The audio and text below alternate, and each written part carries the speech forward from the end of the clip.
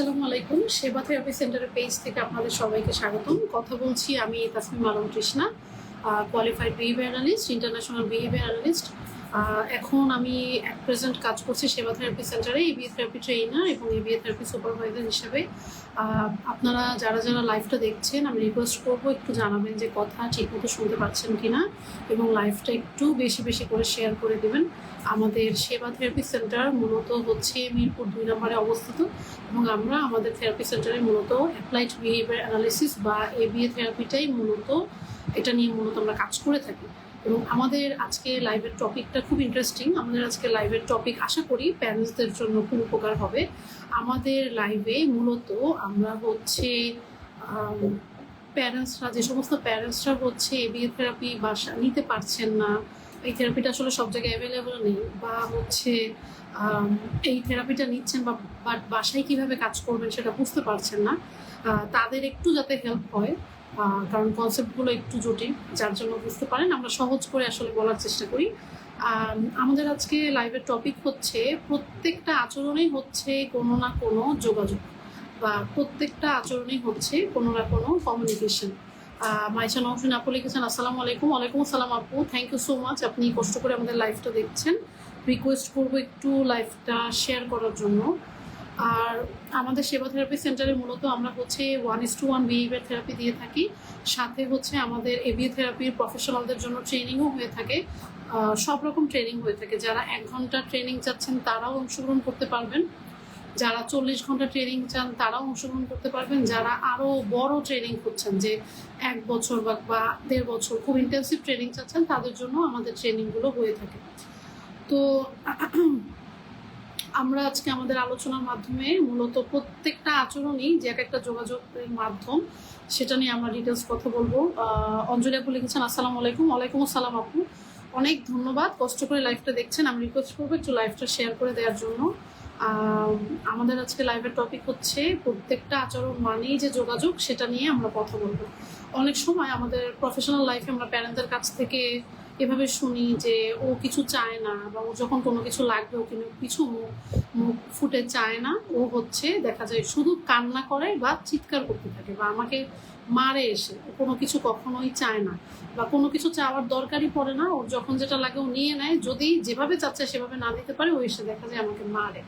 তো দেখেন, প্রত্যেকটা বিহেভিয়ারই হচ্ছে একটা কমিউনিকেশনের মাধ্যম। হয়তোবা যেটা দরকার বা যেইভাবে দরকার সেটা হয়তো আমরা বুঝাতে পারছি না দেখেই কিন্তু হচ্ছে আমরা দেখা যাচ্ছে আনহেল্পফুল বিহেভিয়ারগুলো করে থাকি। সেটা হতে পারে অন্যকে আঘাত করা, নিজেকে আঘাত করা, থুতু দেওয়া, খামচি দেওয়া, যে কোনো ধরনের আচরণগত সমস্যা হতে পারে বা আনহেল্পফুল বিহেভিয়ার হতে পারে।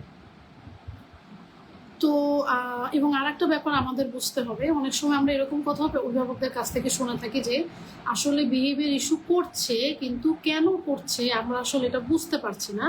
তো না বুঝলে আমরা অনেক সময় বলি যে কোনো কারণ ছাড়াই এমন করছে, শুধু শুধু এমন করছে, এই ধরনের কথা আমরা শুনে থাকি। মূলত কোনো বিহেভিয়ারই কিন্তু শুধু শুধু হয় না। এটা হচ্ছে প্রফেশনাল থেকে, মানে প্রফেশনাল হিসেবে আমরা এটা বিলিভ করি, এবং এইটা বিশ্বাস করলেই কিন্তু আমরা কারণ পর্যন্ত পৌঁছাতে পারবো যে আসলে কোনো আচরণ কি কারণে ঘটছে। এটা যদি আমরা শুরুতেই মেনে নিই যে শুধু শুধু হচ্ছে, তখন কিন্তু হচ্ছে আমরা এটার সমাধানে পৌঁছাতে পারবো না। আমাদেরকে প্রথমে এটা বিশ্বাস করতে হবে যে যে কারণটা হচ্ছে সেটার পিছনে অবশ্যই একটা কারণ আছে, এবং এই কারণটা আমাদের খুঁজে বের করতে হবে। আইরিন কামাল আপু লিখেছে প্যারেন্টস ট্রেনিং করতে চাই আপু, আমার মেয়ে 21 ইয়ার ওল্ড, ইমপ্রুভ কি সম্ভব? আপু 21 বছর হয়ে গেলেই যে ইমপ্রুভমেন্ট সম্ভব না, এটা আসলে কথাটা মিথ। অবশ্যই ইমপ্রুভমেন্ট সম্ভব, যদি আপনি রেগুলার থেরাপি নেন তাহলে অবশ্যই ইমপ্রুভমেন্ট সম্ভব, এবং আপনাকে যেভাবে প্রফেশনালরা বলবে আপনি যদি ওইভাবেই কাজ করেন তাহলে অবশ্যই অবশ্যই ইমপ্রুভমেন্ট সম্ভব। আমি আপনাকে রিকোয়েস্ট করব যে আপনি যদি স্পেসিফিকভাবে আপনার বাচ্চার ইমপ্রুভমেন্ট কিভাবে হবে সেটা জানতে চান, তাহলে আপনি আমাদের কাছ থেকে সার্ভিসটা নিতে পারেন। আপনি এবিএ থেরাপি নিলে যেভাবে প্রফেশনালরা বলবে ওইভাবে করে আপনার বাচ্চার জন্য যে কাজটা বাসায় করতে হবে আপনি যদি ওভাবে করেন আপু, তাহলে সবচেয়ে বেশি উপকার।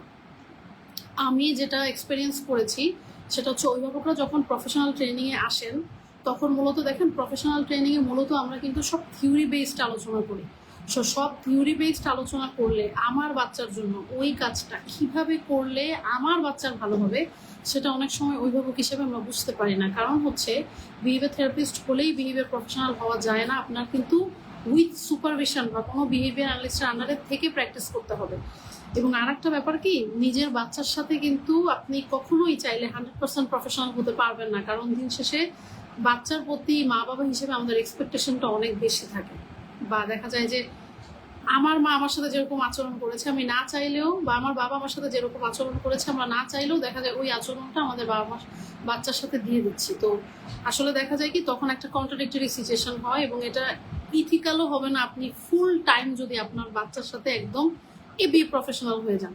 যদি আপনি কোনো জায়গা থেকে এবিএ থেরাপি নেন, সাথে সাথে আপনি প্র্যাকটিস করছেন, এটা হচ্ছে বেস্ট সলিউশন। এবং যেভাবে বলা হচ্ছে আপনি যদি ওভাবে এবিএ থেরাপি নেওয়া হয় আপনি অবশ্যই ভালো রেজাল্ট দেখতে পারবেন। আপনি 21 বছর হয়ে গেছে বা বয়সটা আসলে ওভাবে ম্যাটার করবে না যদি আপনি কোনো প্রফেশনাল কথা শুনে যেভাবে বলছে ওভাবে থেরাপি নিতে পারেন। এবং যদি আপনি সেবা থেকে থেরাপি নিতে চান তাহলে কাইন্ডলি 01300971022 এই নাম্বারে হচ্ছে একটু হোয়াটসঅ্যাপ অথবা ফোন করবেন ডাইরেক্টলি। আমাদের অফিস শনি থেকে বুধবার পর্যন্ত সকাল 10টা থেকে 7টা পর্যন্ত খোলা থাকে, এবং আমাদের বৃহস্পতিবার এবং শুক্রবারে হচ্ছে বন্ধ থাকে।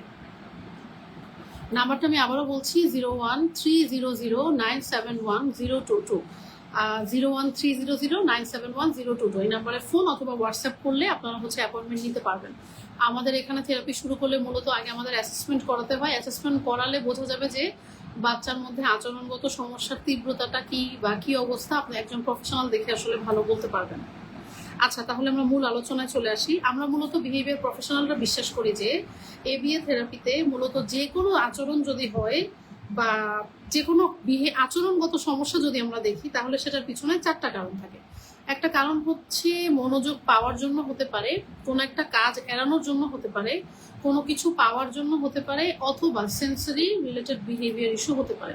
আমরা বিহেভিয়ার থেকে মূলত হচ্ছে সেন্সরি ছাড়া আদার্স যে তিনটা কারণে বিহেভিয়ার ইস্যু হয় সেই ব্যাপারগুলো নিয়ে মূলত কাজ করে থাকি। এখন যেটা আমরা বলতে চাচ্ছি যে প্রত্যেকটা বিহেভিয়ারই হচ্ছে এক একটা কমিউনিকেশন। সেটা বুঝতে গেলে এভাবে আমাদের খেয়াল করতে হবে যে বিহেভিয়ার যখন হচ্ছে সেই বিহেভিয়ারটা আমাদের আসলে একটু খাতা কলমে নোট ডাউন করতে হবে। যদি এমন হয় যে আপনার বাচ্চা হয়তো অনেক বেশি কান্নাকাটি করছে, তাহলে আমাদের একটু নোট ডাউন করতে হবে যে কান্নাকাটি বলতে আসলে আমরা কি বুঝাচ্ছি, এটা একটু নোট ডাউন করতে হবে। এটা কি এরকম যে ও জোরে চিৎকার করছে, বা কান্নার মধ্যে কি আরো 2-3টা বিহেভিয়ার আছে কিনা, এটা একটু লক্ষ্য করতে হবে। এবং তারপরে বিহেভিয়ারের আগে কি হচ্ছে বা কখন কখন কান্না করছে আমাদের এই জিনিসগুলো একটু নোট ডাউন করতে হবে। এবং ওর কান্নাটা আসলে ঠিক কিভাবে থামছে, আমি কিভাবে কিরকম আচরণ করছি ও কান্না করলে, আমি কিরকম আচরণ করছি ও যখন থুতু দেয়, আমি কিরকম আচরণ করছি ও যখন লাথি দেয়, আমি কিরকম আচরণ করছি ও যখন এই ধরনের আচরণ করে। তো অনেক সময় হয় কি দেখেন, আমরা কিন্তু প্যারেন্টসরা সচেতন থাকি না। হয়তোবা বাচ্চাটা কান্না করছে, অনেক সময় হয়তো আমরা অসচেতন ভাবেই বলে ফেলি যে উফ, এটাও কিন্তু একটা রিয়াকশন হতে পারে যে এতেও আচরণগত মানে কান্না যেটা আছে সেটা বন্ধ না হয়ে বরং আরো বাড়বে। তো আমাদের একটু দেখতে হবে যে কখন কখন আচরণগত সমস্যা হচ্ছে, এবং কান্না করুক বা যেই ইস্যুটাই হোক সেই ইস্যুটা আসলে কিভাবে থামছে, কিভাবে, আমি কি কোনো খেলনা দিয়ে দেই, আমি কি কোনো মোবাইল দিয়ে দেই, আমি কি কোনো চকলেট দিয়ে দেই, নাকি আমি অন্যদিক তাকিয়ে থাকি, নাকি আমি কিছু দেই না অন্য আরেকজন এসে ওকে কোলে নিয়ে রাস্তায় হাঁটতে যায়, বা কি হচ্ছে এটা আমাদের একটু নোট ডাউন করতে হবে। এবং এটা মোটামুটি আমরা যদি 3 সপ্তাহ থেকে 1 মাসের মতো নোট ডাউন করতে পারি, খুব ঠান্ডা মাথায় দেখলে তখন কিন্তু আপনারা বুঝতে পারবেন যে আসলে কেন হচ্ছে। একটু উদাহরণ দিয়ে বলি। মনে করেন আপনার বাচ্চার মোবাইল অনেক বেশি পছন্দ। এখন যদি এরকম হয় যে যখন আপনি মোবাইল স্ক্রিন টাইম আপনি টাইম ব্যয় করছেন, ঠিক ওই মুহূর্তে আপনার বাচ্চা অনেক জোরে জোরে চিৎকার করছে এবং আপনি ওকে বললেন ওকে কান্না করো না, মোবাইল দিয়ে দিলেন, এবং তখন কান্নাটা থেমে গেল, তার মানে হচ্ছে বাচ্চাটা কিন্তু মোবাইলের জন্য কান্না করছে। এখানে এই কান্নার কমিউনিকেশন হচ্ছে যে আমাকে মোবাইল দাও। তো এই ক্ষেত্রে কিন্তু আমরা বাচ্চাকে একটা কোনো জিনিস কিভাবে চাইতে হয় সেটা শেখাতে পারি। এবং এটা যদি আরো ভালো উদাহরণ দিই, হতে পারে আপনি আপনার বাচ্চাকে নিয়ে কোনো একটা জায়গায় হচ্ছে শপিং সেন্টারে গেলেন। তো শপিং সেন্টারে যাওয়ার পরে কোনো একটা গাড়ি বা কোনো একটা স্পেসিফিক কোনো খেলনা দেখে তার অনেক ভালো লেগেছে, এখন সে চাইতে পারছে না, সে মেঝেতে শুয়ে গড়াগড়ি করছে।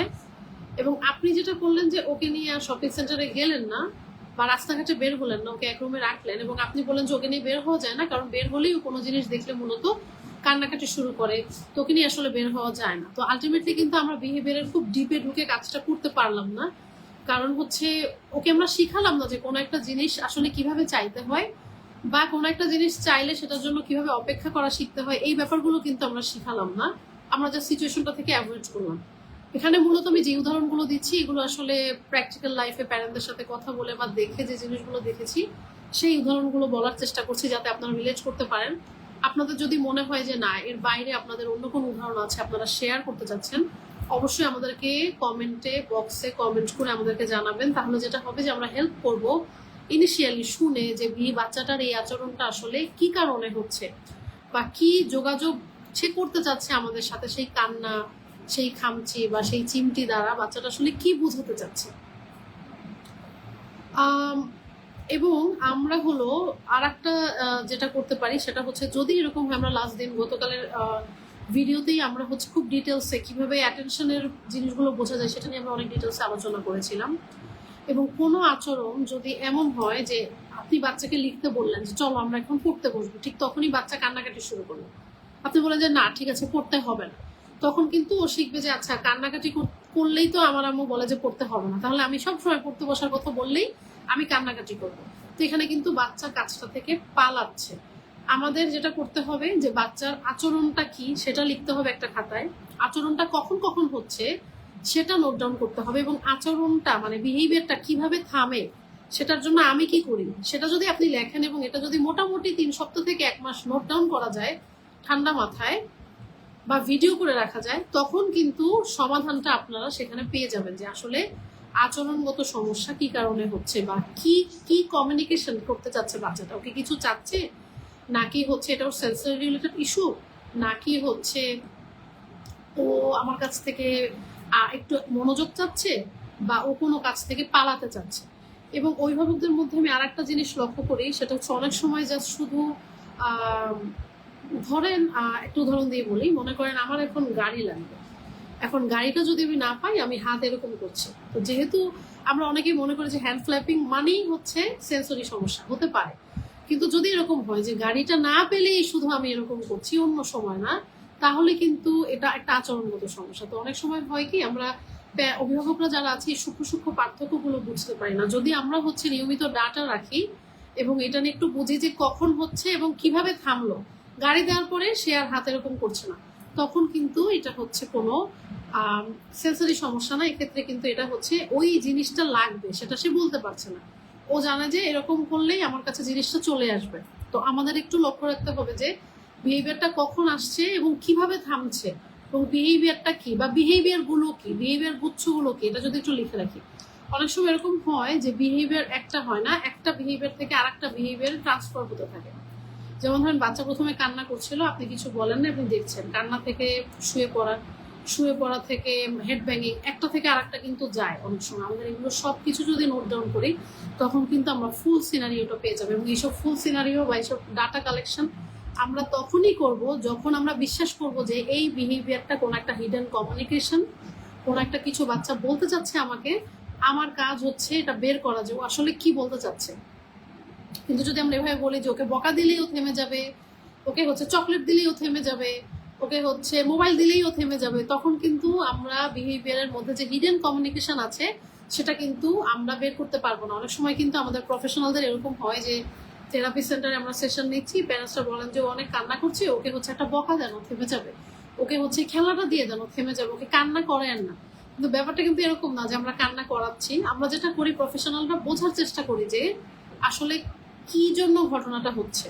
আমাদের কিন্তু ইনডেপথে যাওয়ার জন্য আমাদেরকে অবজার্ভ করতে হয়, ডাটা নিতে হয়, সো সেই সময়টা কিন্তু আমাদেরকে দিতে হবে। এবং অভিভাবকদেরও বাসায় যখন আপনারা করবেন, আমাদেরকে কিন্তু ধৈর্য ধারণ করে তারপরে সেটা বের করতে হবে। খুব অস্থির হয়ে গেলে যদি আমরা আচরণটা থামিয়ে দিই, বা যদি মানে এরকম হয় যে আমরা জাস্ট ওকে প্রত্যেকবার ও কান্না করছে ওকে কোক দিয়ে দিচ্ছে, ওকে বার্গার দিয়ে দিচ্ছে, ওকে হচ্ছে চিপস দিয়ে দিচ্ছে এবং ও থেমে যাচ্ছে, তখন কিন্তু ওর যেই দক্ষতার অভাবে ও আমাদের কাছে ওর প্রকাশভঙ্গিটা হচ্ছে না, আমরা কিন্তু সেই জায়গাটায় তখন পৌঁছাতে পারবো না।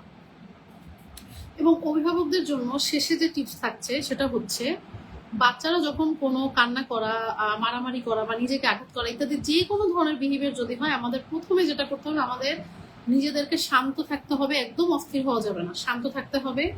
এবং কোন কোন পরিস্থিতিতে বা কখন কখন করছে সেটা আমাদের লক্ষ্য রাখতে হবে, যে কখন কখন হচ্ছে।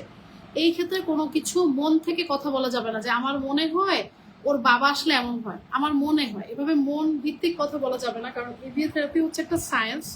এখানে আপনাকে প্রমাণ দিয়ে কথা বলতে হবে, যে আমি দেখেছি ওর বাবা আসলে ও কান্না করে, আমি দেখেছি ওর বাহিরে নিয়ে গেলে ও কান্না করে, এইভাবে। এবং আপনি দেখেছেন, এটা ডাটা থাকতে হবে, যে আমি অমুক দিন অমুক দিন অমুক দিন নিয়ে গিয়েছি বাহিরে, তখন তখন ও কান্না করেছে। তো এরকম প্রমাণগুলো যাতে থাকে, এবং উইথ প্রমাণ না থাকলে আমরা কিন্তু কাজ করতে পারবো না। এবং আমরা কিভাবে মূলত ওর কান্নাটা থামাচ্ছি, কি করতেছে ও কান্না করলে, আমরা কি অনেক অস্থির হয়ে যাচ্ছি, বাবা কান্না করো না, বাবা পানি খাও, বাবা কি নিবা, কান্না করো না, কি লাগবে বলো বলো, কিন্তু দেখা যায় অনেক প্রশ্ন করে আরো বাচ্চাকে এজিটেটেড করে দিচ্ছি, এরকম করছি কিনা এটা একটু দেখতে হবে। এবং বাচ্চার কমিউনিকেশন যদি আমরা খুঁজে বের করতে পারি যে মূলত ও কি কারণে কান্না করছে, তখনই কিন্তু আমরা ওকে ওই জায়গায় ওর অ্যাপ্রোপ্রিয়েট ওয়ার্ডটা আমরা বাচ্চাকে শিখাতে পারবো, যে ওকে কিছু চাচ্ছে নাকি ওকে ওটা করতে চাচ্ছে না, নাকি হচ্ছে ওটা চাচ্ছে। আমরা তখন অ্যাপ্রোপ্রিয়েট ওয়ার্ডটা বাচ্চাকে যদি দেই, তখন কিন্তু বিহেভিয়ার ইস্যু অনেকটাই রিজলভ হয়ে যাবে, বা অনেকটাই আমরা আশার আলো দেখতে পারবো। এবং আর একটা যেটা হয়, সেটা হচ্ছে আমাদের বাচ্চারা যখন ছোট ছোট কোনো একটা কাজ করছে, হতে পারে সেটা খুবই ছোট, মনে করেন বাচ্চা কোক চাচ্ছে, কোক একবারে বলতে পারছে না, কিন্তু ও কো বলেছে, এবং কোনোভাবে আপনিও বুঝছেন ওকে ফাইন ও কোক চাচ্ছে, কান্না না করে, তখন যাতে আমরা ওকে সাথে সাথে যেটা চাচ্ছে সেটা দিয়ে দিই। এরকম যাতে না হয় যে ও চাচ্ছে আমি এখন দিব না। আমি কিন্তু এরকম অনেক প্যারেন্টদের সাথে কথা বলতে চেয়ে দেখেছি, যে চাইলে তো সবসময় দিতে হয় না, তাই আমরা দিব না। কিন্তু আমরা এটা আরো পরে শিখাবো, কারণ এভাবে চিন্তা করেন, ও যে কান্না বন্ধ করে ও যে বলার চেষ্টা করছে, এটা কিন্তু একটা অনেক বড় পজিটিভ বিহেভিয়ার। আমাদের আগে এই বিহেভিয়ারটাকে রেইনফোর্স করতে হবে, যে তুমি চেষ্টা করছো তোমার জায়গা থেকে, এবং I am very happy for you, এটা আপনাকে বাচ্চাকে বোঝাতে হবে। তখন বাচ্চা না এই কাজটা আরো বেশি বেশি করে করবে। কিন্তু যদি তখনই আমরা বলি যে চাইলে দিতে হয় না, তুমি এখন হচ্ছে অপেক্ষা করো, এটা অনেক সময় হয় যে এখন ওকে অপেক্ষা করা শেখাবো, তখন কিন্তু মেইনলি বিহেভিয়ার ইস্যু আরো বেড়ে যায়। তো আমরা দেখা যায় কি অ্যাজ এ প্যারেন্টস আরো বেশি ডিমান্ড করে ফেলি, যে এখন বলতে পারে আমি হচ্ছে এখনই ওকে দিয়ে সব করে ফেলবো। এভাবে না, আস্তে আস্তে অল্প অল্প গোল করে তারপর আমাদের মূলত এগিয়ে যেতে হবে। তো এই ছিল মোটামুটি আমাদের আজকের আলোচনা। আশা করি আজকের লাইফটা আপনাদের জন্য উপকার হয়েছে। যদি আপনারা মনে করেন যে এই লাইফটা এতটুকু পরিমাণ হলেও আপনাদের উপকার হয়েছে, আমি রিকোয়েস্ট করবো আপনার আশেপাশে যারা পরিচিত আছে বা পরিচিত কোনো ফেসবুক গ্রুপ বা যেভাবে হোক, আপনারা একটু কাইন্ডলি শেয়ার করে দিবেন। এবং যারা আমাদের সেবা থেরাপি সেন্টারে এবিএ থেরাপি নিতে চাচ্ছেন, তারা কাইন্ডলি 01300971022 এই নাম্বারে ফোন করে অ্যাপয়েন্টমেন্ট নিতে পারেন, অথবা অফিস ভিজিটে আসতে পারেন, অ্যাপয়েন্টমেন্ট নিয়ে দেখে যেতে পারেন আমরা কিভাবে কাজ করছি। এবং যারা এবিএ থেরাপির বা অ্যাপ্লাইড বিহেভিয়ার অ্যানালিসিস বা এবিএ থেরাপির ইন্টারন্যাশনাল সার্টিফিকেশনগুলো চাচ্ছেন, তারা কাইন্ডলি 019652861153 আমাদের সামনের মাসের প্রথম শুক্রবারই হচ্ছে 2 ঘন্টার একটা ছোট ওয়ার্কশপ থাকছে, যেই ওয়ার্কশপ টপিকের নাম হচ্ছে যে বাচ্চার জন্য মূলত রেইনফোর্সার বা পানিশমেন্ট কিভাবে ব্যবহার করতে হবে, এবং কোনটা এবিএ থেরাপিতে আমরা বেশি ব্যবহার করি এবং কিভাবে ব্যবহার করি, সেটা নিয়ে ইনশাল্লাহ আমরা ইন ডিটেলস কথা বলবো। তো আপনারা যারা যারা চান, তারা অংশগ্রহণ করতে চান, তারা কাইন্ডলি 019652861153 এই নাম্বারে যোগাযোগ করবেন। তাহলে আপনারা জানতে পারবেন যে কিভাবে আমরা এটা নিয়ে ইমপ্লিকেশন করতে পারি।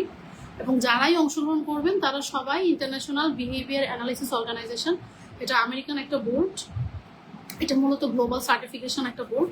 তো তারা তাদের একটা কন্টিনিউইং এডুকেশন বা সিইউ ইভেন্ট বলে ফরেনাররা, আপনারা ওই সিইউ ইভেন্টের একটা সার্টিফিকেট পাবেন। সো আশা করি আজকের লাইফটা আপনাদের ভালো লেগেছে। সবাই আমাদের পেজটা লাইক ফলো দিয়ে পাশে থাকবেন, এবং অবশ্যই যদি কোনো টপিক থাকে যে এই টপিকে আপনি কথা বলতে চাচ্ছেন, তাহলে আমাদেরকে জানাবেন, আমরা আপনাদের সাথে যোগাযোগ করবো, বা আমরা ওইটা লাইভে আরো ডিটেলসে কথা বলার চেষ্টা করবো। সবাই ভালো থাকবেন, আজকের দিনটা আপনাদের জন্য শুভ হোক। আসসালামু আলাইকুম।